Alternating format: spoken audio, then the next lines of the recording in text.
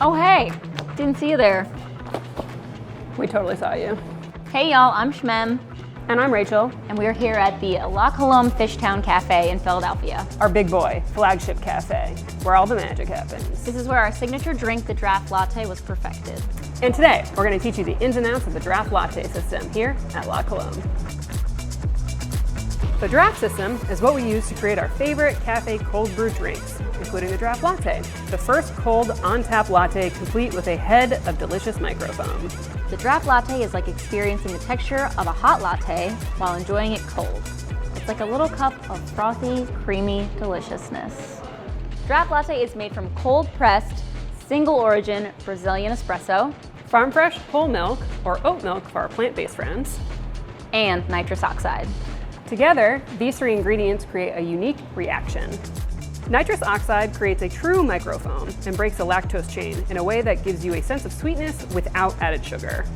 The infusion of nitrous oxide also creates a unique sensory experience. Anyway, enough with all this science and drooling about draft latte. Let's get to business. Let's start with what makes our draft system so special.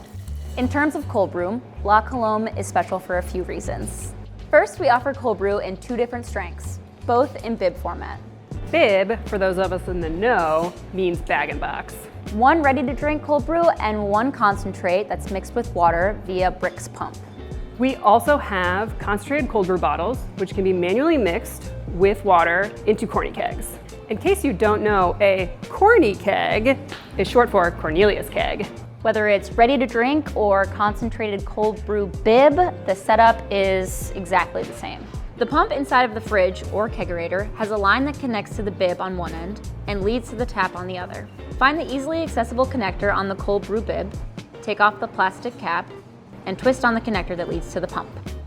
When you're pouring a cold brew, the pump turns on and the party starts. If we're using our 32-ounce bottle of cold brew concentrate, we're going to use 96 ounces of cold filtered water for every single bottle of concentrate used, for a 3-to-1 ratio water to coffee. Once in the corny keg, we'll shake to mix. Then attach the gas line and serving line and pour to quality check. As my girl Rachel mentioned, this is a corny keg. It holds our concentrated draft latte dose and cold milk. I don't think you're supposed to slap it. I'm not. More on that later. And by later, I mean kind of like right now. So let's talk about what does what on this heckin' thing.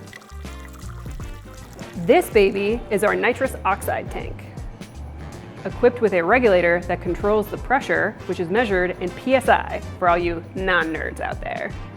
On these gauges, the large middle dial on the regulator increases and decreases the pressure. Each of the needle gauges give you a read on the pressure and the gas that's left in the tank. Inside the fridge is where we're going to keep our keg. When our keg is in here, we have two lines. One is gray, this is going to connect our gas to our keg. One is black, which is going to connect to the serving tap.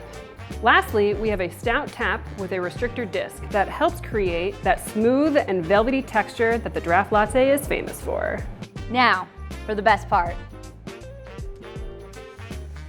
How does this work again? Can I get a line? Ah, okay. And now for draft latte. Dump your concentrated dose into a corny keg. Add 2 gallons of milk or milk alternative. Hook up the lines, black out, gray in, manually agitate for around 30 to 40 seconds. I feel like I'm doing a lot of the work today. What? We want to make sure we're dialing in our draft just right. If it's too heavy, then you're gonna wanna shake more because it's under agitated. If it's too light, then you're gonna wanna shake less because it's over agitated. What we want is the perfect draft. That's around 75 to 83 grams in a 4-ounce cup at a PSI of 30. Yeah! Bada bing. Shaking it for about 20 to 30 seconds. All right, let's clean this bad boy. How do I do that? I'm so glad you brought that up. When a keg kicks, rinse out all the leftover product. Then fill the kegs 2/3 with room temperature water. Do not use hot water. Then add 1 full scoop of Sterasheen. Put the lid on and shake to mix it up. Now for the final kegs used that day, use a similar process. We'll dump the remaining product from the kegs and rinse thoroughly. Then fill the keg again with room temperature water and add 1 full scoop of Sterasheen. Pull the product through the respective taps into a large Cambro until the kegs are empty. The keg will hiss. Then dump the liquid from the Cambro and refill the draft kegs 2/3 with room temperature water. Hook up the keg and run the water through the taps. Finally, rinse and wipe down the kegs and store them with their lids in the fridge. Each keg and line should be cleaned with that process nightly. Then it's time to take care of the connectors. Fill a sandy bucket with warm water.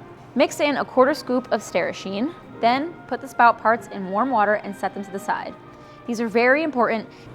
These parts are teeny tiny and very important. Do not lose them. Place all in and out connectors in a bucket and let them soak for approximately 5 minutes. Then wipe them down and clean further with a black espresso machine brush. And that's it, right? That's it. There you have it, folks. And now you're officially a pro at the La Colombe draft system.